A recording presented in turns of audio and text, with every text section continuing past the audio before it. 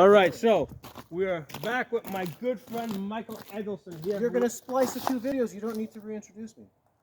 I'd like to reintroduce you. No, you're going to splice it. You know how to do that. You know how to connect two videos? I might, but I may not.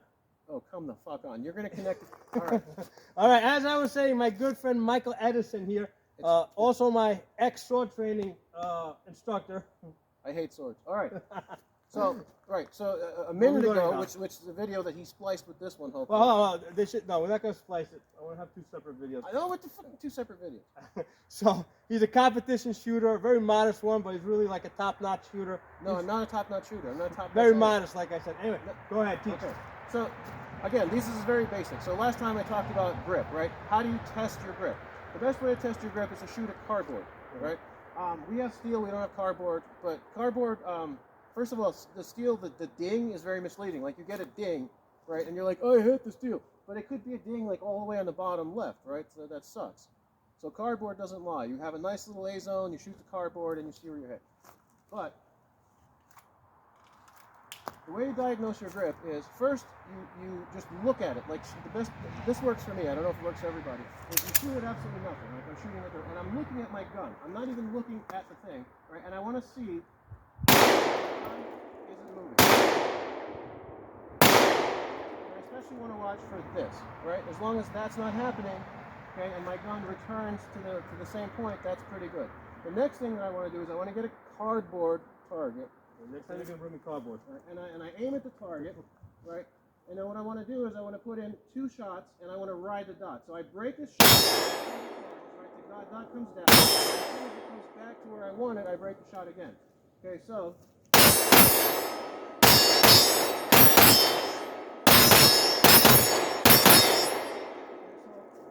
I'm riding that dot, right? And it's double taps. Tap, tap, tap, tap. You don't need to go blah, blah, blah, blah, blah. Because usually in competition and on the street, right, you shoot twice. Maybe once to the head, whatever. But it's tough. And plus you don't want to waste ammo because there's an ammo shortage. So double tap, right? You're riding that dot. You shoot, right? This is your target. And you're looking at the target. You don't look at the dot. It's that's the whole point of dots is you know, and you can do this with irons too. Like people say, always focus on the front sight. Don't focus on the front sight. You look at the target. Right? If you're a bullseye shooter, I don't know. But then how can you hit a bullseye if you can't see the bullseye? You're looking at maybe if you're young. But the whole point is you look at the target, right? You see that dot. Shot breaks. Dot comes up. As soon as it comes down, like you're still looking at the target. You're not looking at the dot.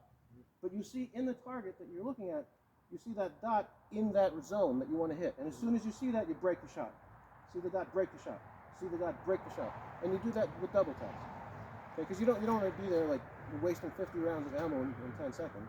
That's unless you're rich. All right, that's all. I'm not anybody that's rich. All right, so basically, grip, right, and trigger pull. The best way that I found to, do you have a Glock? Yeah. Because M&P trigger has a spring. Is it loaded? Yes, loaded. Can you unload it?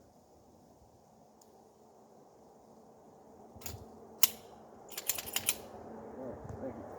So, nice. The best way that I found to shoot fast is you shoot and then you release your finger so that there's that gap. And then when the gun recoils, the trigger comes to your finger and then you press again. And you don't have to release much. Depends on the trigger, of course. Okay. Some people will call this slapping the trigger. But you're not like that. Okay, it's a very controlled, very nice, clean press. You're just not waiting for the reset. Now, if you want to shoot slower and more accurately, then you come back on the wall with the recoil, and then you break from the wall. Okay? Find that wall, break from the wall. But if you're shooting fast at closer targets, that's going to slow you down a lot. So you break the shot, release your finger, trigger comes to you, and then you break the shot again. That's the fastest way to shoot that I found. A lot of other people agree with this, but I'm sure that somebody out there has something better. Okay. Now give it a shot. Is that? Give it a shot.